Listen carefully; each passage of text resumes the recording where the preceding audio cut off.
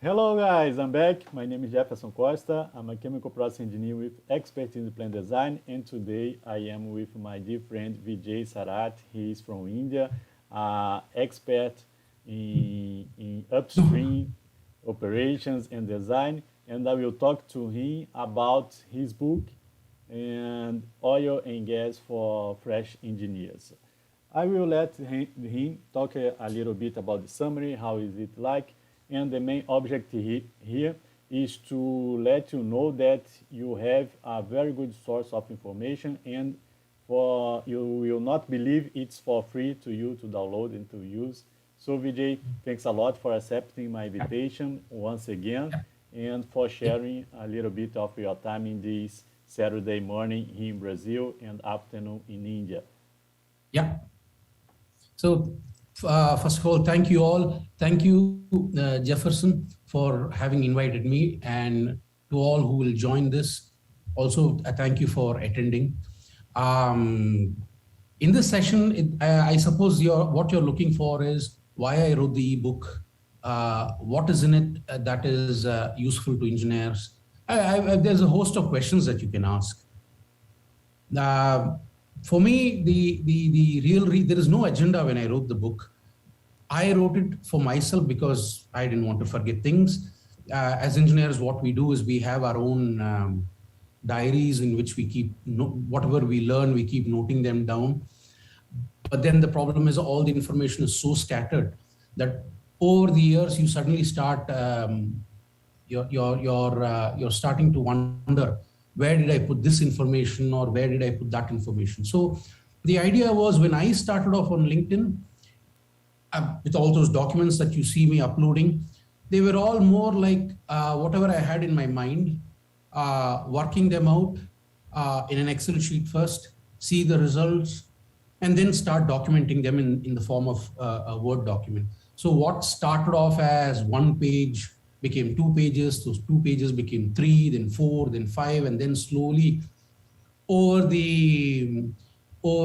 I started writing somewhere in January 2016. So this is the 6th year. I think by the end of this year, I'll complete 6 years. So whatever I put on LinkedIn is a culmination of material that was made over a period of 6 years. I made my own Excel sheets. But then making an Excel sheet is easy, and after a few days you forget what is really there in it and how did you actually make the Excel sheet. So even as the author, I tend to forget myself. So the idea is to document it in the form of a Word file.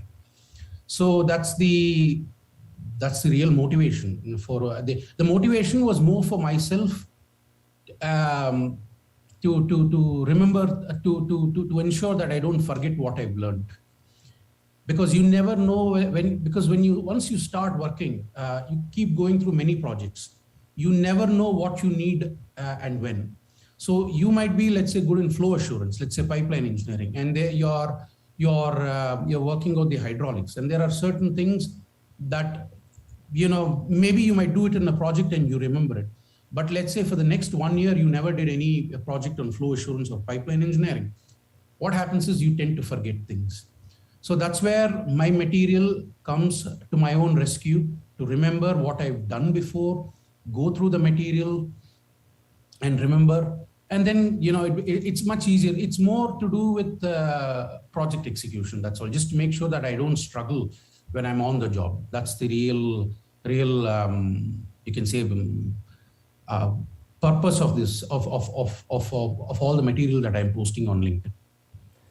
Vijay, you are anticipating my questions. You are spoiling about our interview, my friend. First, present yourself a little bit. Okay, I'm so sorry. I got carried away. I'm sorry. Yourself. You asked the questions. I'm sorry. My fault. I got carried away. Yeah. Who is familiar with LinkedIn and is chemical process engineer probably already knows Vijay Sarathy, but for people that doesn't know you yet, what you can do, tell them a short presentation of you, and I have a list of questions here to share with you. Yeah, sure.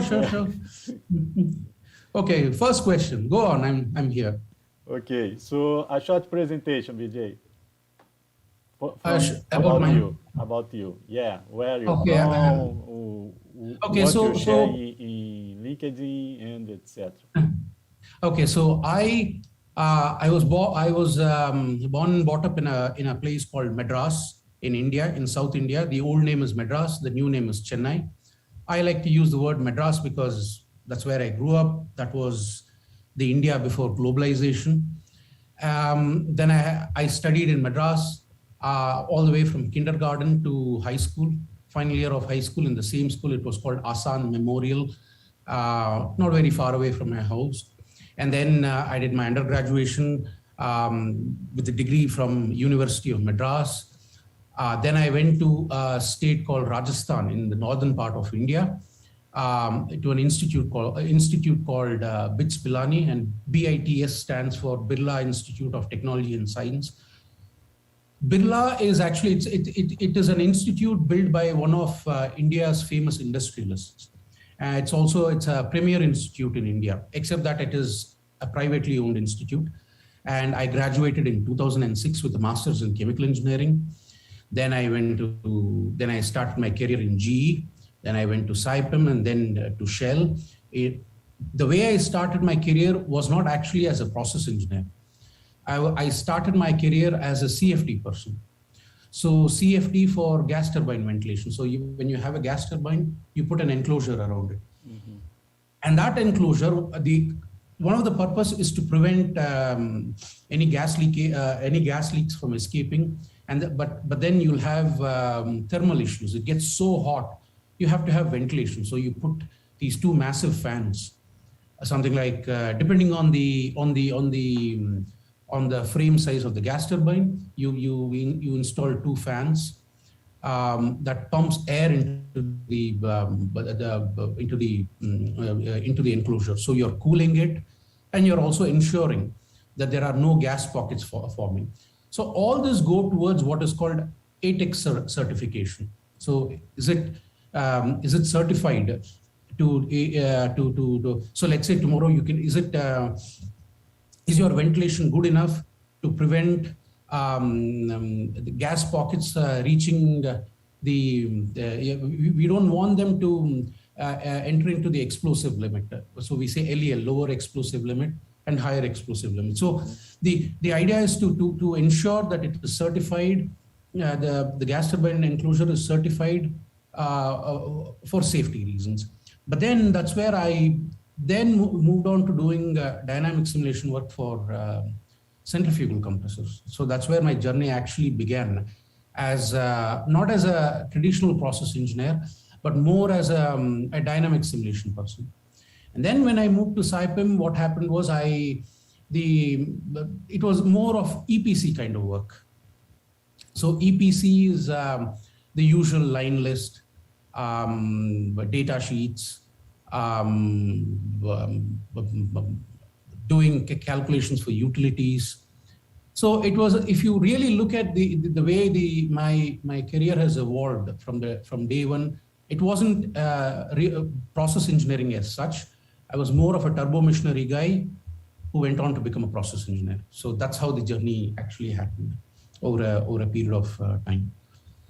You become a turbine, a rotating engineer on the job, or you prepare yourself first? How was it?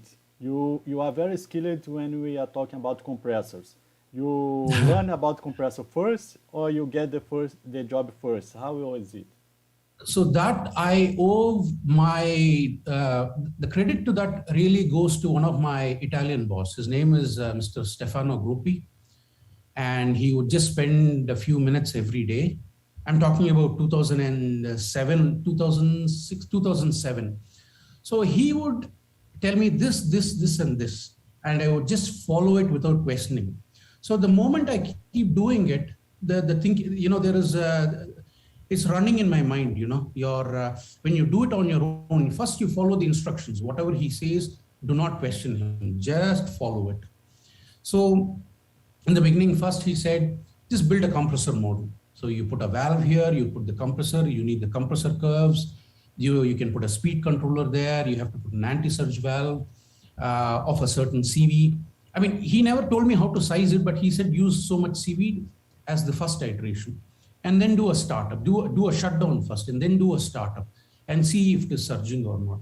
So I did all of that in HYSYS. But then from my end, what happened was I was starting to question, how exactly, what is really going on in, in the background? How does HYSYS actually calculate? So what I did was then I started estimating it myself. So the recent post that I put, my iChemie technical report that I put on LinkedIn, is what actually goes by, is what is going on behind the scenes in HYSYS. So if the question is, do I need a hot gas bypass? I can do a HYSYS simulation, but do I have to build a model every time to do it? There has to be a shorter way possible. So you try to go through some research papers, you collect material. So it was the starting was by an Italian gentleman, because I was in a place called Florence in Italy, where the famous company Nuovo Pignone, which was bought by GE, so it became GENP, and that's where he was teaching me how to do it. So every day for a few minutes, he would spend time with me saying what I need to do, and for the rest of the day, it was just following just ensuring that without unnecessarily questioning him, I tried to put the effort to understand what he said, why he said that, and then you start working on it. So once you reach a minimum level where your mind is able to think on its own, after that, you keep learning. So seal oil systems, lube oil systems, your anti-surge system, what happens during a startup, a shutdown. So let's say you have two compressors in parallel or two compressors in series. You have load sharing, then you have dynamic decoupling. Then what are all the possible ways you can avoid surge? How do you calculate suppose let's say you're working for an EPC. You place an order with the compressor vendor for a certain capacity. You're naturally inclined to think, how exactly do I size the anti-surge valve? If the vendor says, okay, use a 4-inch valve of this specification, naturally you're thinking to yourself, why is it a 4-inch? How do I calculate that? So you learn how to size an anti-surge valve. You've got HYSYS there. You can try to put it to the test. So that is also one of the module in the ebook that I've written, how to size an anti-surge valve and simulate it in HYSYS to see the results. So in short, I was given instructions when I started for the first time. I never questioned people unnecessarily. I just followed whatever instruction was given to me by thinking. You put your own brain and you start thinking about it. And slowly, once the thinking process started, the interest gradually grew and I explored a lot of things myself. So there is a bit of instructions at first, and the rest of it is all self-learning. And of course, when you're doing a project, you learn on the project as well. So that's how you become better over time. Yeah. No, very nice, very nice. I like this way of learning. Personally, I prefer to know how to do. So it seems that what happened to you. So you need to do this, how I do. Once you know how to do, now it's time to think why I'm doing this. And you go after the information about the knowledge and etc. So that's very, very nice. I have seen many people want to know the why before know the how. I think you excellent point. Yeah, you lose a lot of time doing this way, in my point of view. Yeah.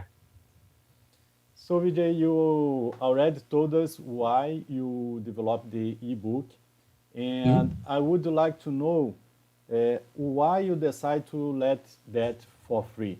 Because your book is very good. I read some chapters already. In fact, I use one of them to build a YouTube video, and I hope that I you remember give that me one. permission for others' video. Oh yes, you're quite welcome to use it. I see. The thing is that if you remember, if you go back in time, if you went to a bookshop and you bought an engineering book, if you remember on the last page, there is a DVD-ROM or a CD-ROM or a DVD-ROM. But the thing is, nobody uses DVDs anymore. It's all online, or maybe sometimes you can even get a USB drive.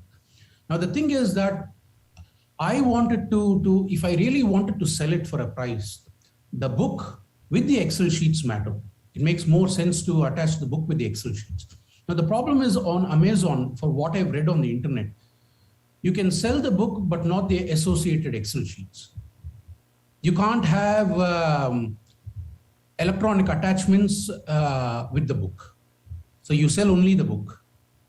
But then what's the point? I mean, if you're going to sell a book with the CD-ROM in the last page, in that sort of a format, Amazon does not allow you to do that. You can only put the book online. So I thought to myself, so then I thought to myself, all right, I'll give the book for free, but if people want the Excel sheets, they'll have to pay me.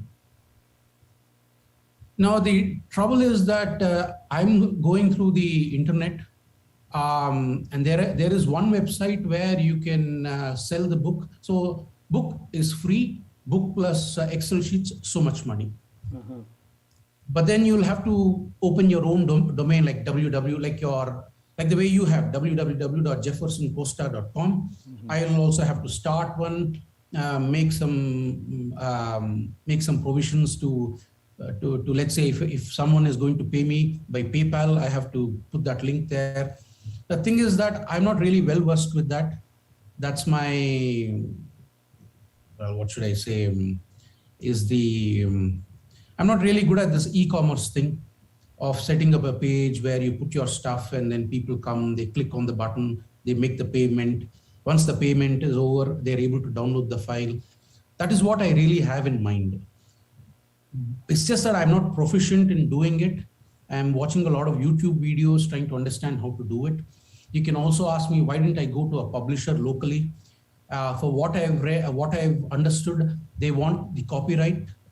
You will get probably only about 10 or 20% of the final cost. So 10 to 20%, and he gets to swallow the rest of it. So I didn't think it was a fair deal. So I didn't want to go with the hard copy publishers. If I go on the internet, Amazon does not allow me to sell my book with the Excel sheets, which means that I have to start my own website with my own domain, and I have to spend money every month. Every month you have to pay to make sure that to host the web page.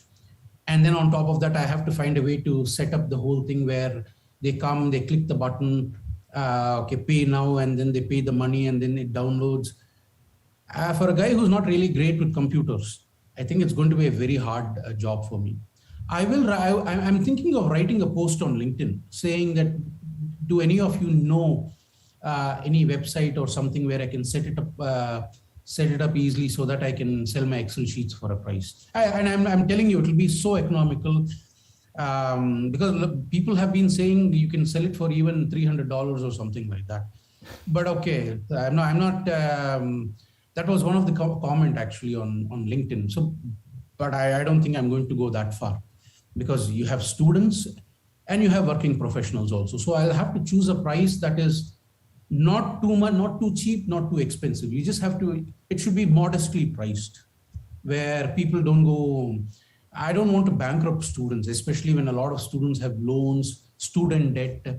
I don't want to put them through that. So the book is there, you can make your own Excel sheets, but that's going to take a lot of time. Or you have the Excel sheets which are already ready, so you can learn it much faster.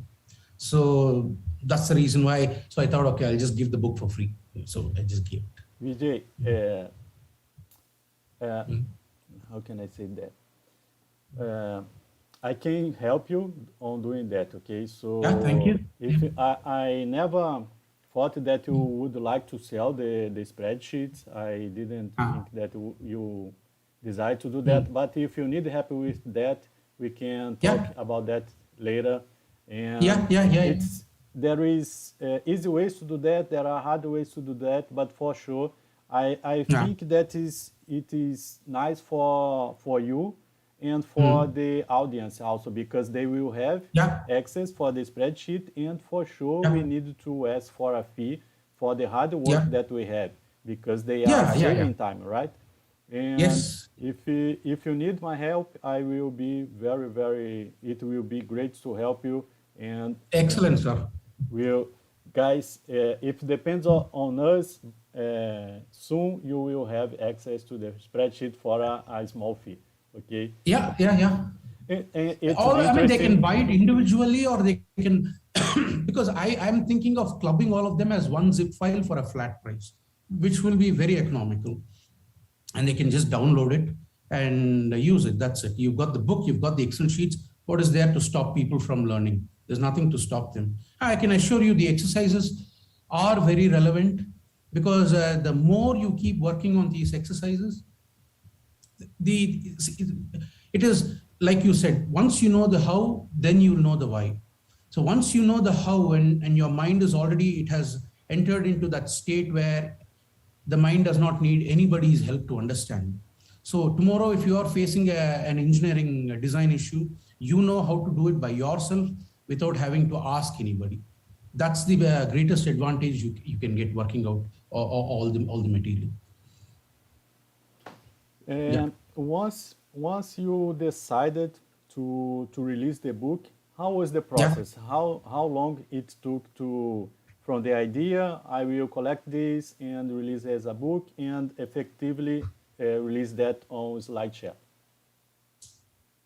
I mean, how long did it take, in the sense, okay, you're saying how long does each document, how long does it take for me to make each document, you're saying? Because you told us that for 6 years you have been writing and sharing that on internet. Okay. Okay. But when you decided, I will compile that, I will summarize everything in just one document. How was it? Okay, there were some that took me only about 3 days, and the longest one took 3 months. I don't know, can I share my screen to show you, or yes. I mean, or later on when you ask me questions on the ebook, I'll show it to you which one was the longest. Okay. So that was about how to make those pump performance curves based on the impeller dimensions. That was the longest one. That took me 3 months, because because you see, there was so much material on the internet. I mean, so many research papers on the internet. But when you start following some, it was, because you see what happens is there are other people who show the final results, but in their write-up, they're making mistakes in the formulas. So what happens is you compare a couple of research papers. Okay, let's say incidence losses, or let's say entrance losses. You've got so many expressions out there, but under what conditions are they applicable? Is it what range of flow conditions are they applicable? So it took me quite some time to work out a problem myself from end to end, because I mean, I don't know where I put those papers. Physically by hand, I calculated all of it.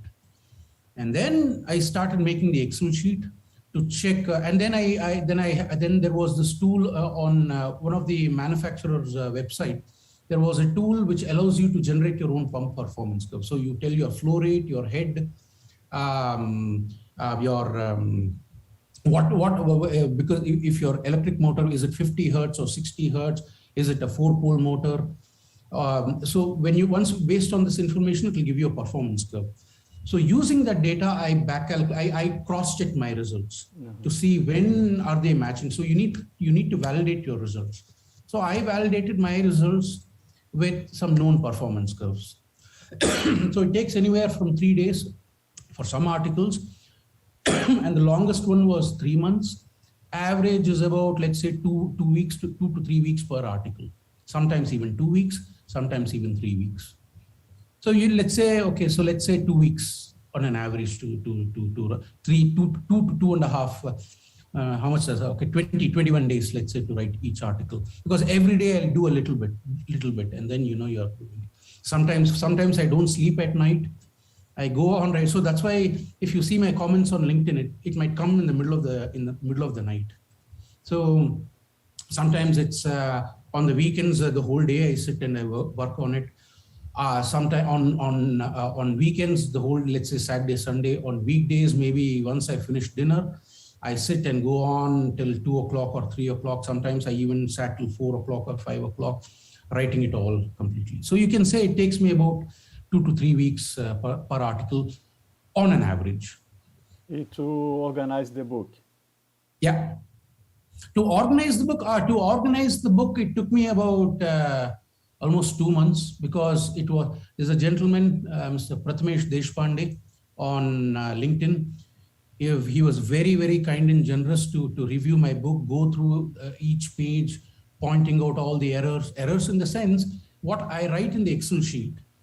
So if I say X1, but in the Word file, I say X naught, I say copy paste, and I forget to change it from X0 to X1.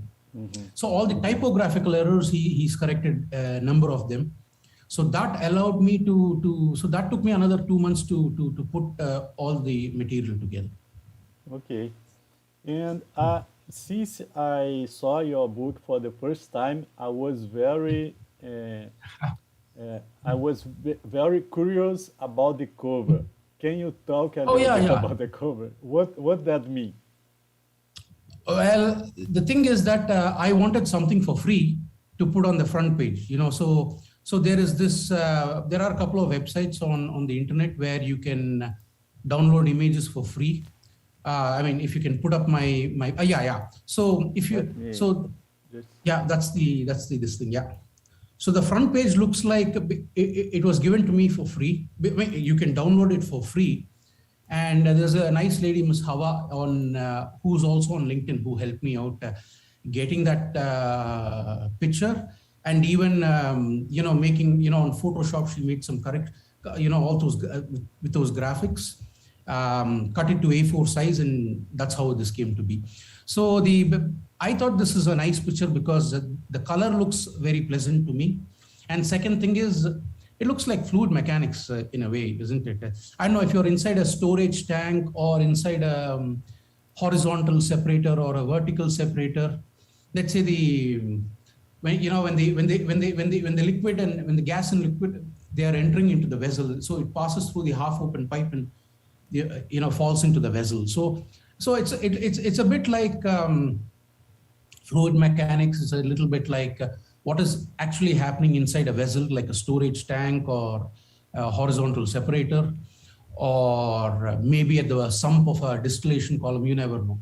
But what it really looks like inside the process equipment. So that's the motivation of choosing this photograph. Okay, I thought that it was a coffin dropping in the water or something like that. Yeah, something like that. Okay, and there are 30 topics in the book. Let me share with people here the table of contents, and you can see, guys, that we have 179 pages in this book. So it's very, very similar to any commercial book that you'll get in the Amazon. So how you have selected them? You needed to select, or you just got everything that you had and it was 30 topics? Okay, most of the topics, except for chapter number 27, most of the topics were from my direct experience because I worked on them myself. Oops, sorry. Oh. Yeah, I'm so sorry about it. My mistake. I got another mobile here that has my father's number. So anyway, so the way I chose the topics is from my own experience because I worked on those topics. If you look at chapter 27, during the Corona pandemic, there was this, in India, there was this, people were talking about because of an oxygen shortage, people were thinking about how do we use LPG cylinders? Can we use LPG cylinders to transport oxygen? Mm-hmm. It is basically just a depressurization estimate. So instead of LPG, if I put O2, oxygen in it, how long does it take to drain the vessel? So it's so most of the topics are topics that engineers these are because the topics that I have in my document are topics that actually happen in the design in the engineering industry. I've also worked on those topics. So that's why it became much easier for me to select which topics to write about. So it's my own experience that I put into that book, really, if you ask me. Vijay, we have a lot of people following us today. I have seen a lot of comments in the chat. Guys, if you have questions, let in the chat. In the end, I will verify that and address to Vijay, okay? And another thing, please share with us where are you from or where do you live to let us know how far this message is spread around the world. And Vijay, we have 30 topics in the book, but if you could select just 3, the most you like, the 3 that you like most, which one should be? Let me. If you want to share, feel free. We can. Let me just share my screen. Otherwise, I say share screen, share. Now can you see? Yes. Participants can say, okay, excellent. So, my 3 favorite topics, if you ask me, would be the hardest ones, really hard ones. But if you look at all the topics, you've got a little bit of a gas compressor on gas compressors. You've got some on pipelines. You've got something on LNG, and you've got something. And the topics that they all cover are fluid mechanics, heat transfer, a bit of fracture mechanics, a bit of thermodynamics, like this thing. So the simplest one, 3 topics, if you ask me to really train yourself. One, I would choose chapter number 13 because LNG is pretty popular. You have an Lng Regasification Terminal, which means you have those big cryogenic tanks over there. And what happens is that because of a heat ingress, you have the liquefied natural gas slowly, vaporizing completely. So that liquefied natural gas, when it vaporizes, that gas is called boil-off gas. So page number 83, if I have to go to 83, is this 83? No, not this one. Oh, sorry. Yeah, this one. So this is the first one out of the 3. This would be my first choice. Why? Because this is on heat transfer. How do you apply the principles of heat transfer to calculate the boil-off gas ratio? So in this, I've given a little bit of what is boil-off gas, how is it produced, some basic design considerations that you should know before you even design a cryogenic tank. You can have double containment or full containment tanks. You can have, what kind of material, at least just a little bit, because you need to know the material of construction, because they have a certain thermal conductivity that goes into the heat transfer calculation to tell you how much heat will go inside it. The acceptable rate is, let's say, 0.05 volume percent per day. I think this is a spelling typo. I think this is a typo. I think this could be a typo. I think it's, I wrote the answer somewhere here at the bottom. It's correct. It's correct. It should be less than 0.05% per day, how much you're going to lose. And then in the next page, okay, the same thing, about 8 points I've put here as to what are all the possible ways you can have, what are all the design considerations that you must take, you must remember before you even make the calculations.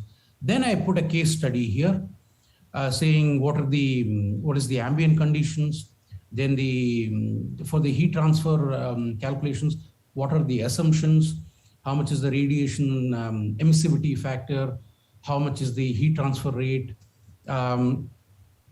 You have free convection and also forced convection. So because it is out in the open, the wind velocity matters, because that will decide how much heat is getting transferred across the walls. Then you need to know a little bit of dimensionless numbers like Grashof number, Nusselt number, and then of course Reynolds number, it is pretty universal. And for a certain LNG composition, I have methane, ethane, all the way to nitrogen. So this was taken from one of the research papers. And how do you calculate the latent heat of vaporization? Then in the calculations, you have something called correction factors, which go into estimating the this one goes into estimating is computed as, I mean, this goes actually into estimating not only the density of LNG inside the tank, but also, I mean, see, this is exactly the reason why I record my stuff, because I forget, I can always go back to my material to understand where I got it from. Nevertheless, so how the properties of air, what is the expression I'm using? Then you have, basically you've got all the input data. And now I've given a small diagram of what are the various layers of an LNG tank. So you can have, what is the roof insulation, the roof deck, what is the primary barrier? You have nickel steel and perlite as insulation. Secondary is carbon steel and polyurethane foam, foam glass, carbon, concrete. One second, this is chapter number, module number 13, isn't it? Okay. Yeah. So with all this information, let me just, not this one, the other one, extracted. Yeah, this one. So module number, what did I say? This is module number 13.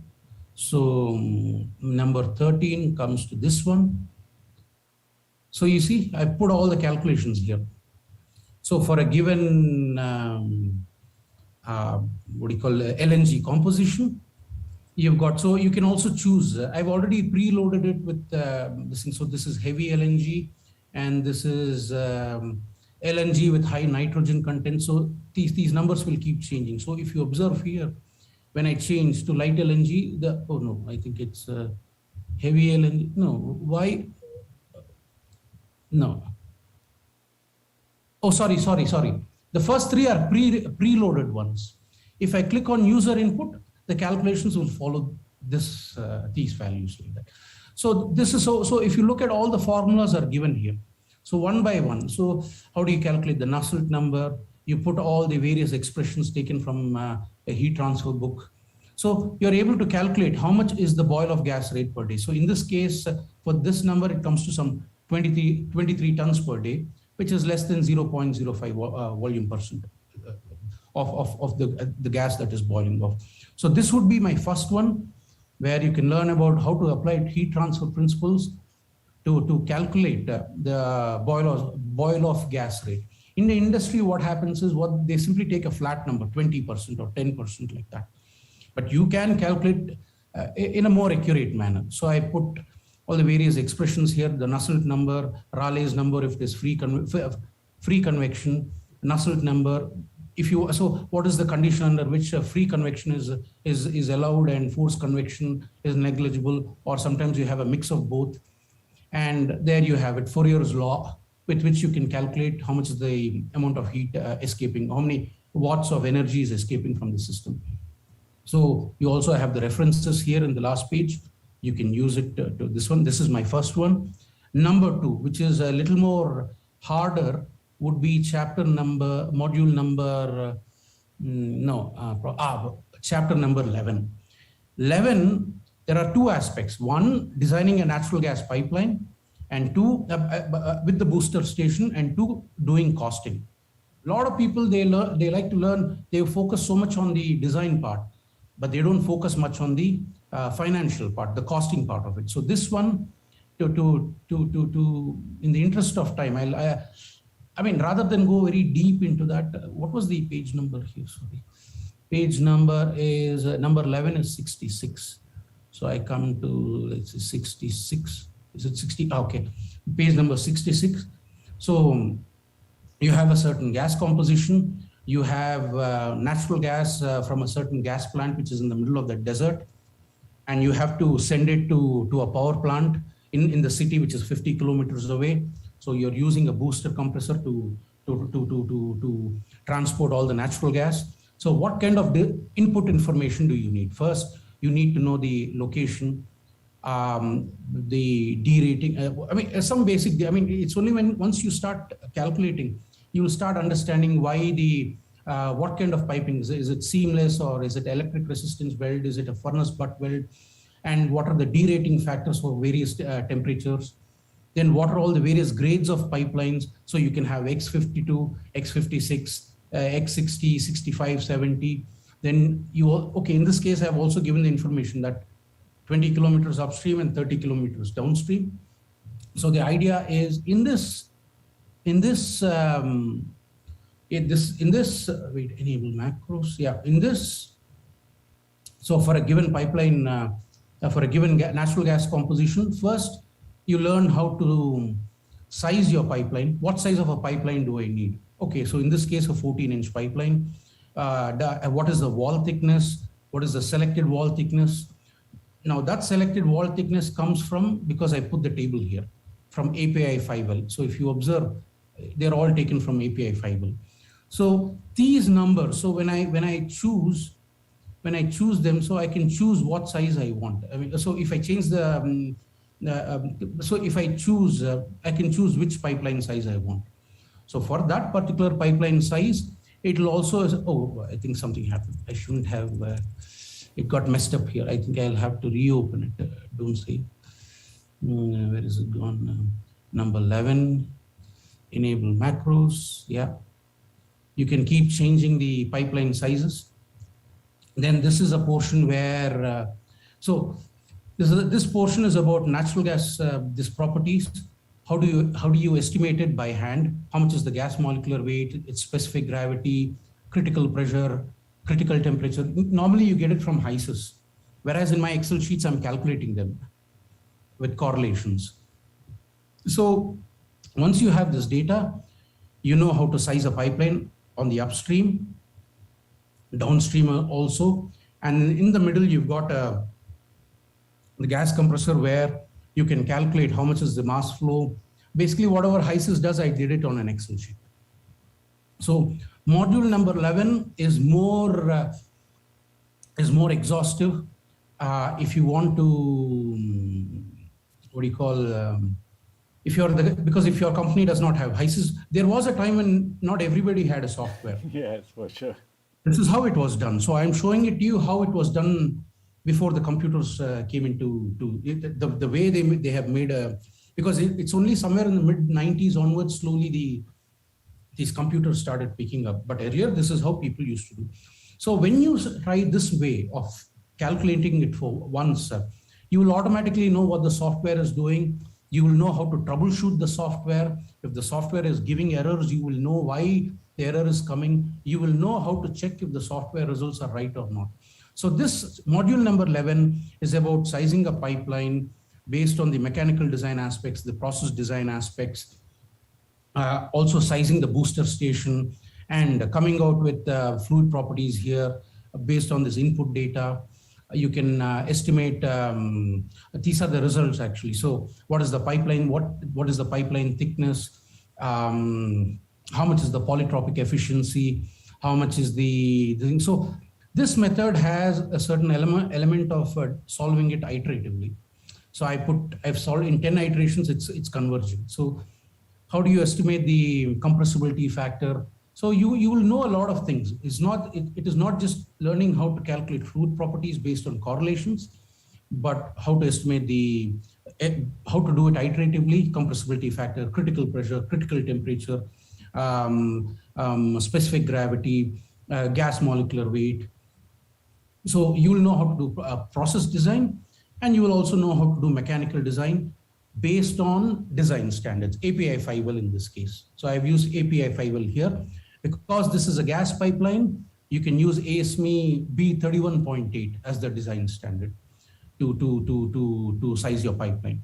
So this is more for people who want to make a beginning in flow assurance and pipeline engineering. So the previous module oh no, not this one, sorry. The previous module that I showed, number 20, no, where is it gone? 13. The LNG, where does it say LNG? Yeah, number 13 is more about, you can say is part of vessel design. Chapter 11 is more about, is more for flow assurance and pipeline engineering guys to make a beginning. And chapter number 19, which talks about the pipeline transmission cost and economics, which is anyway in the same Excel sheet. Oh, no, not this one. I think I've stored it. So number, what did I say? Which one? Sorry, keep 19, yes. Number 19, yeah. So in number 19, it's the same thing. It's the same thing, the calculations that I showed earlier, and the pipeline economics part of it. So this is about how do you estimate the cost of that pipeline. So I have a 50 kilometers along this thing, 20 kilometers up, 30 kilometers down. In between, you have a booster station. How much does the whole thing cost? So you can have, first you calculate what is the material cost, the cost to coat and wrap the pipelines, what is the labor cost, how do you decide based on the pipeline size, how do you decide on how much does it cost per kilometer? And then this is the booster station. So based on the dollars per HP, because your, let's say you have a 100 horsepower compressor, how much does it cost? So based on the horsepower of the gas compressor, you can also decide what is the price.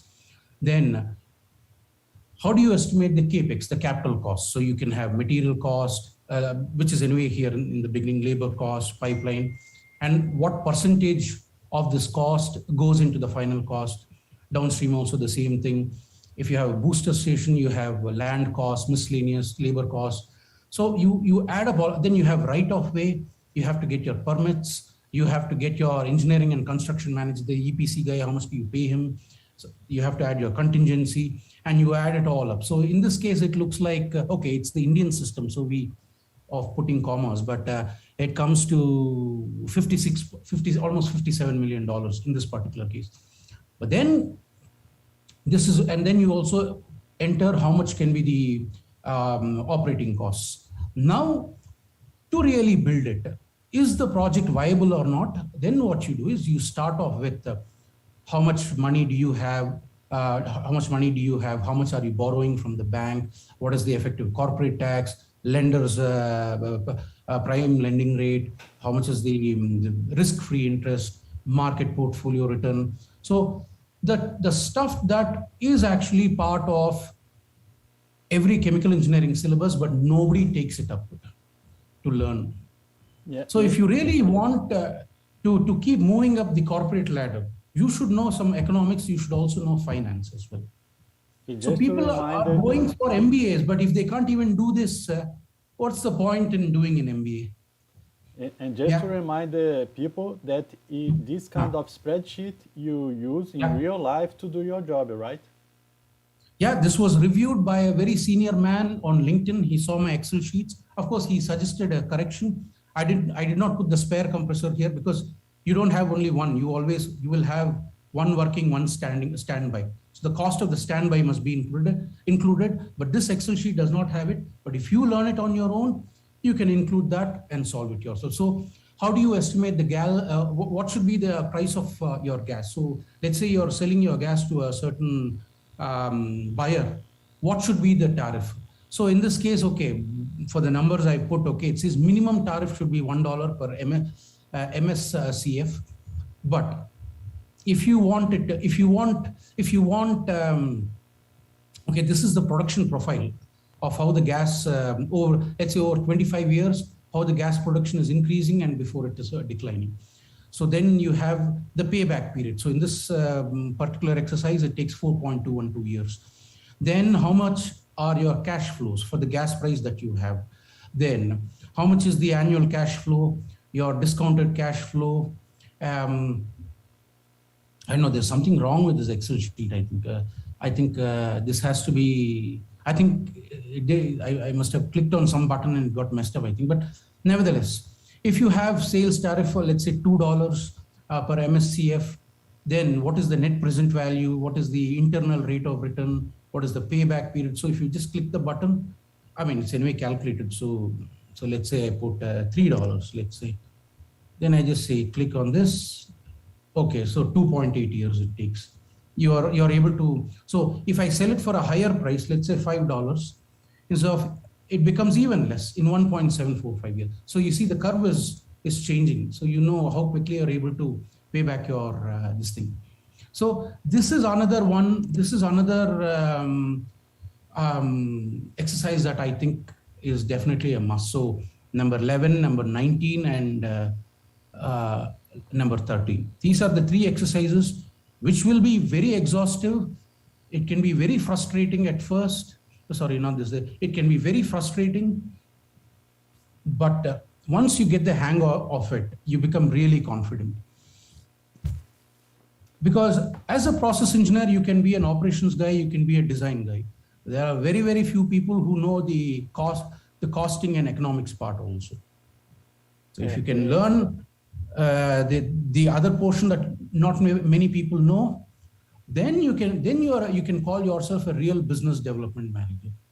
Do I invest my money into these wells? How much gas is there? If I sell it at this price, how much money will I make? How much is my cash flow? When will I make my returns? And then, once you get the hang of it, then slowly you can learn how to read a balance sheet of a company. Is the company profitable?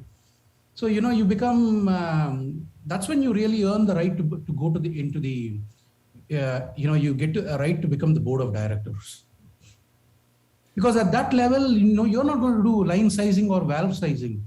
You're talking about numbers. How much money are we making? Should we invest or should we not invest? Critical decisions that can make or break a company. If you want to get to that level, you must make a beginning like this. You got to make a beginning like this, estimating the cost of capital, the service, what is the inflation costs, how much is the payback period. That's how you begin. These are the 3 chapters on my mind. Great, Vijay. And I can see that it is straight related to real life as a chemical process engineer. Currently, I'm dealing with business people, and all the decisions are based in the present value, right? That you calculate in NPV, IRR, net present, And guys, great, just great. And I have a question here. I'm not sure if you will be able to answer. What is the most complex topic in the third one that you have in the book? The most complex one? Yes. The most complex one. It depends on how you define complex. In this particular book, very, very exhaustive calculations are this. Where is it? Pumps. Module number 3, page 15. So module number 3 is this. I put it on this thing. So how do you, the idea of this exercise is, let's say you have a pump. You want to start your own company, pump manufacturing company. You can design your pump any way you want, but how do you generate the performance curves from a design standpoint? Of course, you can use CFD and this thing, but how do you make a beginning? So this is an exercise which is so exhaustive. The idea is to get these head versus flow and efficiency versus flow. So how accurate my answers are within plus or minus 5% for one and plus or minus 10% in this thing for other values. And then all the various this thing, and I put all the calculations here in the this thing. So the idea is, let me number module number 3. Enable macros, okay. Open as read only. Why? Oh, isn't supported in this version. Okay, fine. Whatever it says. So how do you generate your performance, your pump curves from a mechanical design standpoint? Process engineers are not trained in mechanical aspects as much as they are trained in process related matters. Now, the thing is, I started my career in the turbo machinery side of work on gas compressors. So you see, I had the advantage of thinking like a mechanical engineer, like a chemical engineer, and of course a bit of electrical engineer also, because you're using an electric motor to drive a gas compressor. Means you should know how to judge an electric motor curve. Like you have the current versus speed, or torque versus speed. You have the different TMA standards. Is there enough torque to bring the compressor out of its settle out conditions? So you know a bit of mechanical, a little bit of process, and you also know and a little bit of electrical work also. So this is the most complex in the sense where you are going to work on hardcore machine design work. So it's just, so you see, this is, wait, let me, so if you see this one, it talks about, first it talks about, this is how theoretically you calculate, but the actual curve will look like this.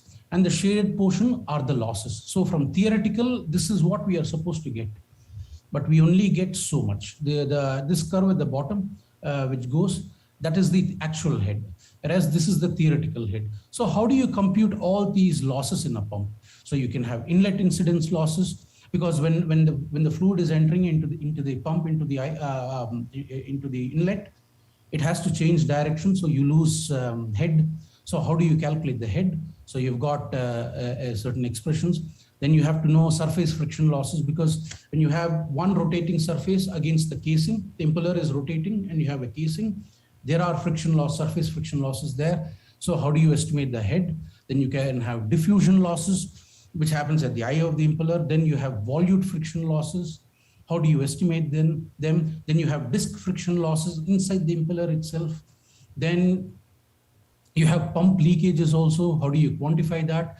And then when you subtract all of it, so you finally come out with what should be the RPM, what is the fluid, this thing, what is the required head, what is the motor capacity. So now here, as you can see, wait, let me zoom in a bit, calculated impeller parameter. So I need a 51 millimeter, the diameter of the main shaft is 51 millimeters, the hub diameter is 89, hub length is 133, you have the impeller eye.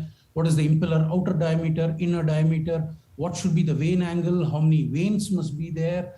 So all that here, I've calculated them. So, I mean, let me zoom in a bit, because here is you're calculating it for, so you have all my notes, and from where I'm getting the, based on what, I put all the references to these graphs in the report. But here, if you look at it, see, you're calculating how much is the slip value, how much should be the blade thickness, what is the contraction factor. So you're getting all your dimensions. So for a chemical engineer or a process engineer, if you want to get a taste of machine design, you can do this exercise.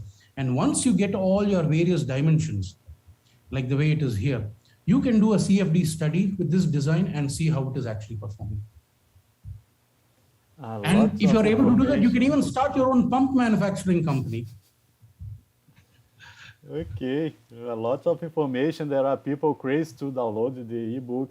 Yeah, Guys, I will let the link available in the chat in the end of this live session, okay? Just to focus on the live session, but I will let the link. But you have to understand one thing. The material that I'm showing here is from as much as I can collect, at least how it is done. But people can always improve on it to make the results more accurate, because in this, okay, I managed to get my results within, like, in this case, okay, oh, what happened? No, in this case, Zoom is here. If you look at it, yeah. So in this case, if you look between manufacturer's data and my data, the head is deviating within plus or minus 5%. Whereas the efficiency that I've calculated is deviating by almost plus or minus 10%. So you have to keep working on it to keep improving it. So for people who want to really start their own pump company, if you make a beginning, you know what is going on, just get yourself a CFD software, maybe you can do some heat transfer and then slowly start setting up your workshop, you know, and then slowly, step by step, you can build your own company. You don't have to go through all this shitty e-commerce stuff, selling soaps and shampoos. You can build your own engineering company, manufacturing facility. You can call it Costa Pumps, Jeferson Costa Pumps. Yeah, and you can hire us as consultants, okay?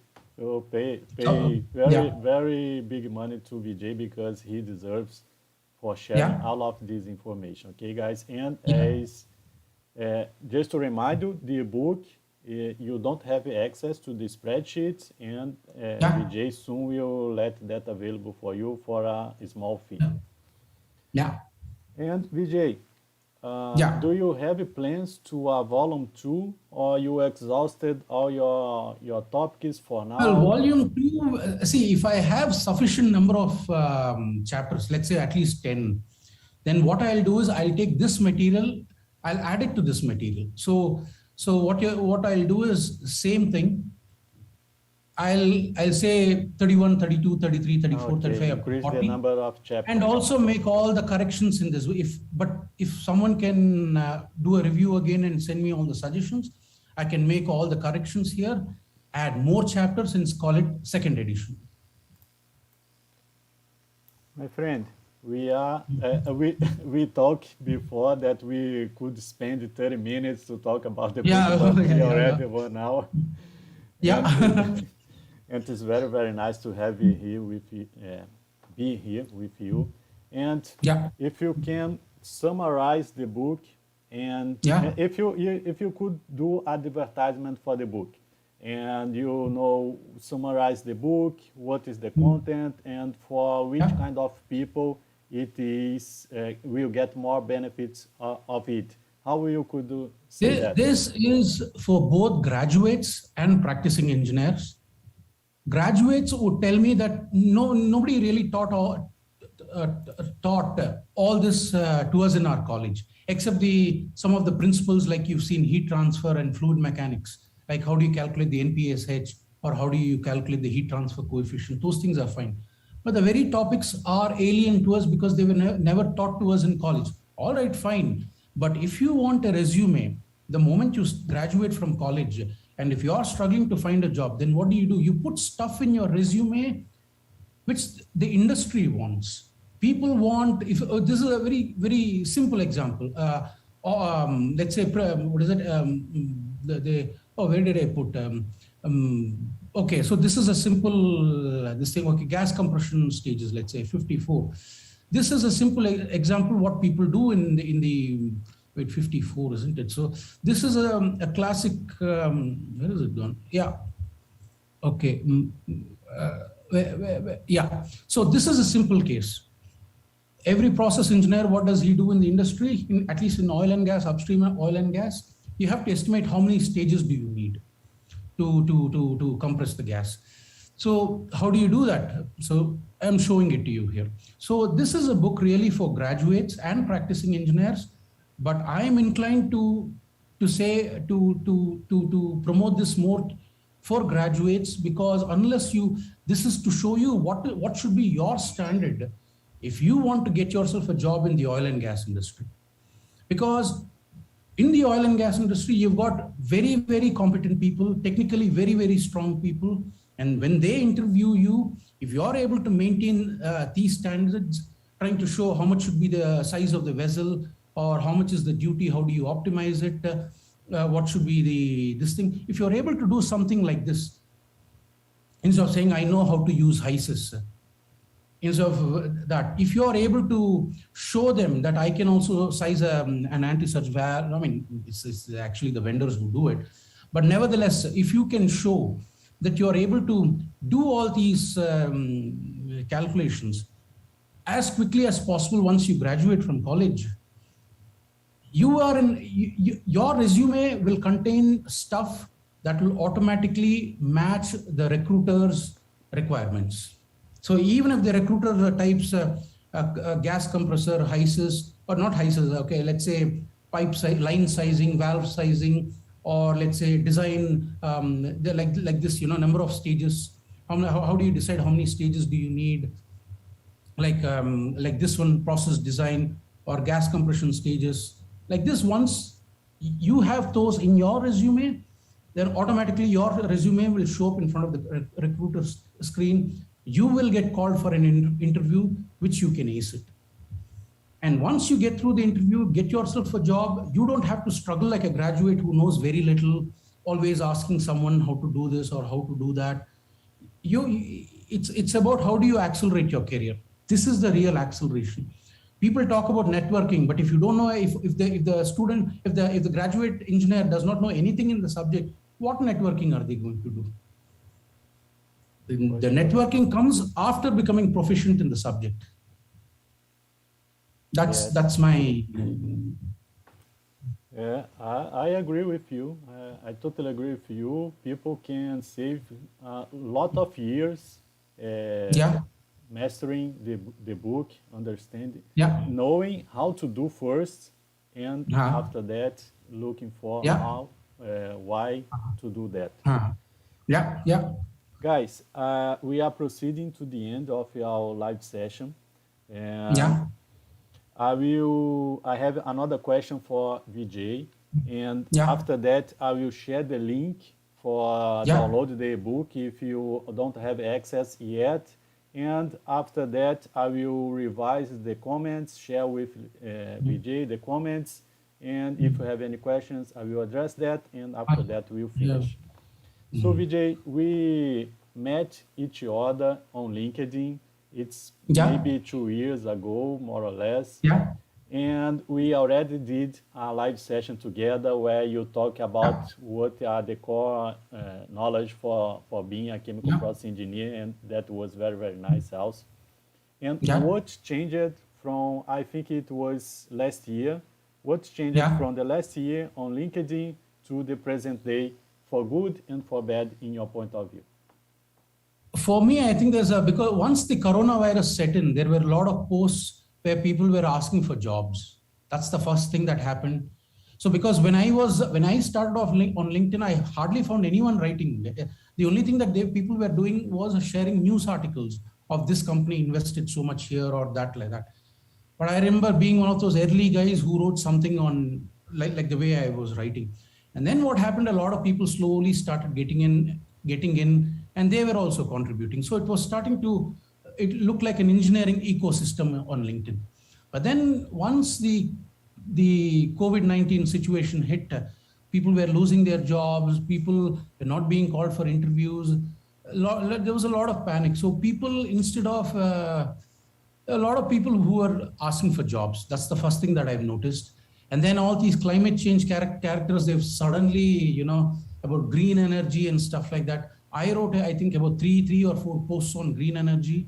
They all and all the hardcore climate hardliners. They went, they came after me, calling me names. But then okay, and then slowly it was beginning to show up as a political issue, if you ask me. So then I thought, okay, it's best that I don't. I mean, I can always work out numbers and show why it works and why it does not work. But the more I get into this green energy versus oil and gas, it looks my news feed is completely so messed up today. It's taking me a long time to slowly improve my news feed to go back to process engineering. And the number of people who are also contributing through articles and stuff like this, I mean, at least this year it was somewhat better. In the last 2-3 months, I'm seeing some improvement where everybody wants to go back, trying to contribute to the subject. So if they talk about their expertise, what they know, some recruiter or the other will contact them and give them a job. That will definitely work. I can assure you that. So overall, if I have to say, I think what I'm really happy about is people are pitching in. What I saw in early 2016, there was hardly anything on LinkedIn. And today you have an ecosystem, sort of everybody's trying to pitch in. There are discussions happening. Because it's not just the post, it's the comment section where people are sharing their knowledge as well. So sometimes it's not the post, but the comment section from where you learn more than the actual post itself. So that's my take on how LinkedIn has changed.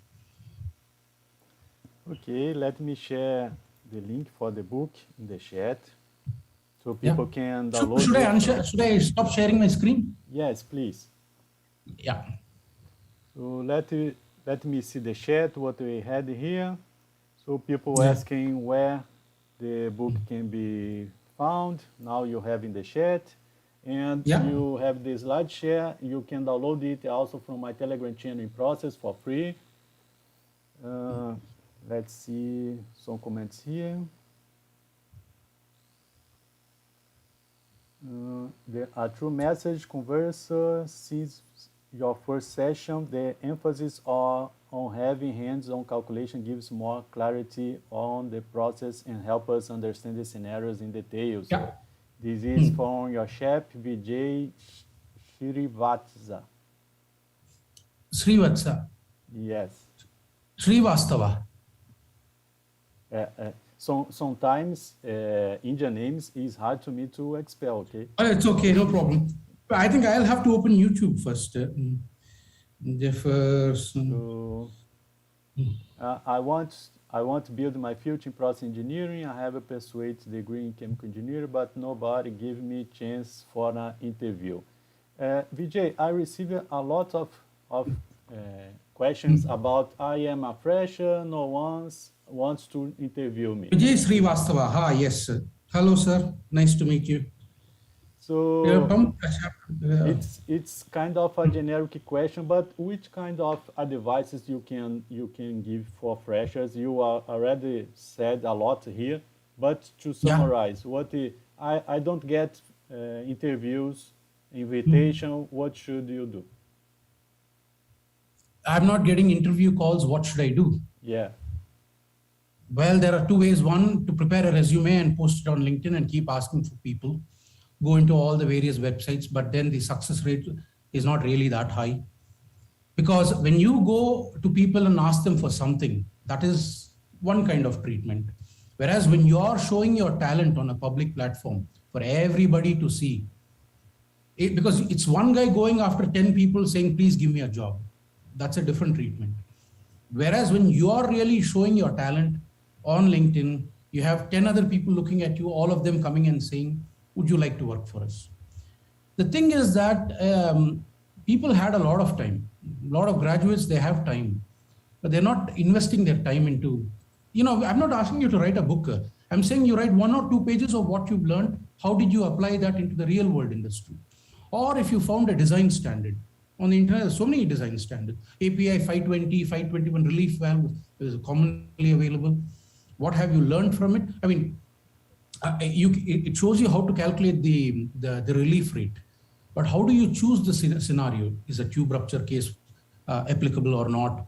Is a blocked outlet applicable or not? Fire case anyway is by default, minimum fire case is there. Are there any situations where even a fire case is not? So it is how well you are able to analyze and solve a problem. One doesn't have to write pages and pages to get noticed. 1 page, 2 pages, more than enough.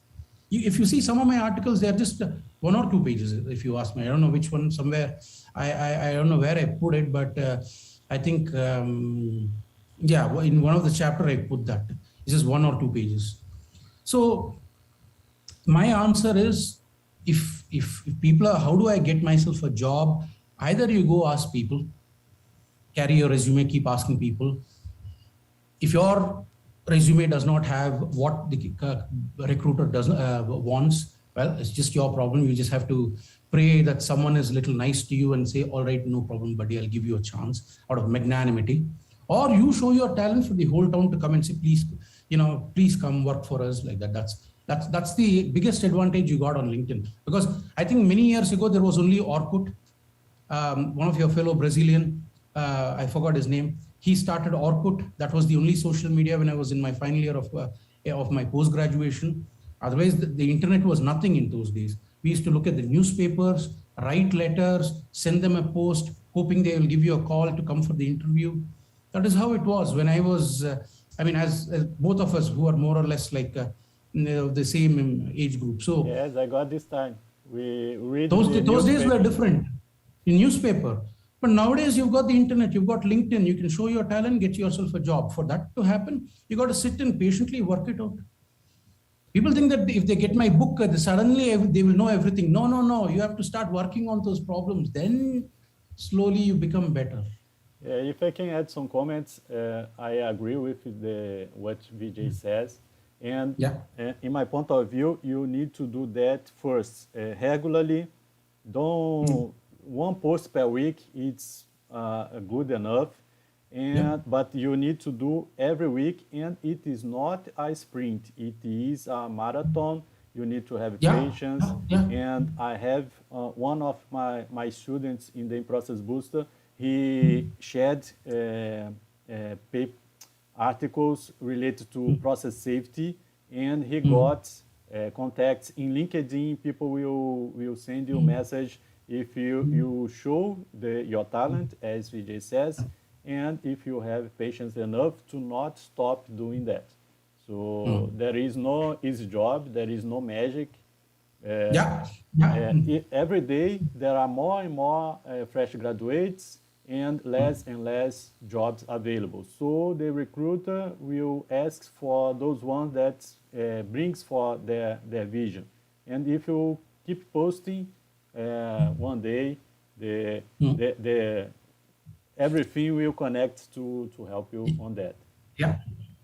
Vijay, thanks a lot, my friend. Thank you so much. You've been very kind to invite me. It's an honor and a pleasure for me. It's my pleasure because when you said, would you like to come on my channel? I said yes immediately.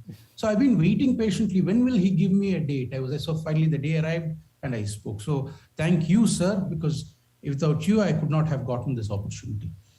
Okay, guys, I will finish the live session, but Vijay, please stay in the Zoom. Let's talk a little bit about business, and guys, eventually soon you'll have news about that. So this is it. Yeah. We'll have one session on that privately, at least, how to do that. Yeah. Okay. Bye-bye, guys. So thank you very much. Bye-bye.